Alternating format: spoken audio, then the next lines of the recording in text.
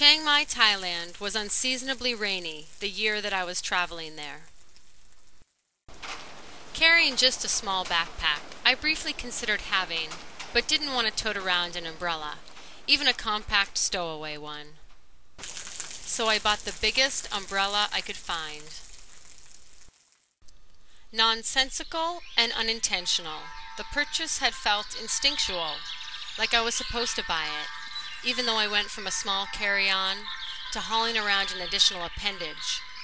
The logic didn't add up, but the reasoning would become clear a few weeks later in another country. At the Bangkok airport, awaiting my flight to India, I attempted to take money out of the ATM and learned that my bank account was frozen. Having the equivalent of $4 in my pocket, less than the cost of a taxi ride from the airport, I was leaving for India, unsure of how I was going to do it and what was going to happen.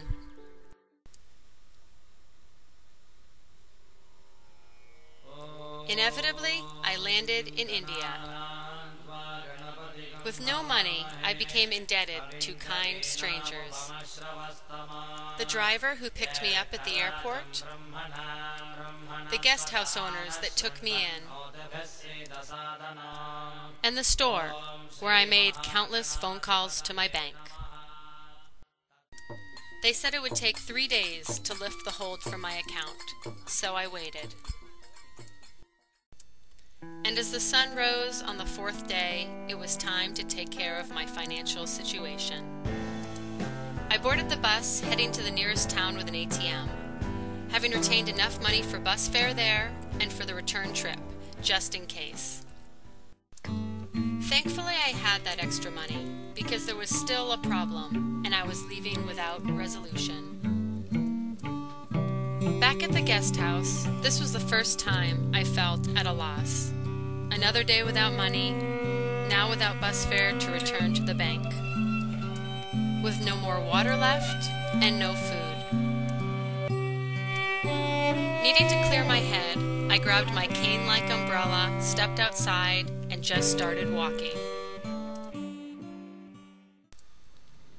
As I walked, street vendors asked me to buy things. I said I have no money.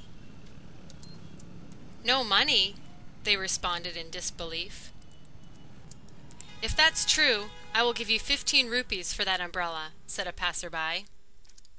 Another quickly chimed in, I'll give you 20. 30, I'll give you 30. And it went on from there. 35, 40, 50, 55. And then one woman said, 100 rupees. Everything went momentarily silent, and I knew that the umbrella had found its purpose. It turns out that umbrellas of that caliber aren't even available for purchase in the area. The woman was ecstatic, and I was too. My excess baggage had become someone else's prized possession, and I suddenly had enough money for bus fare, food, and water.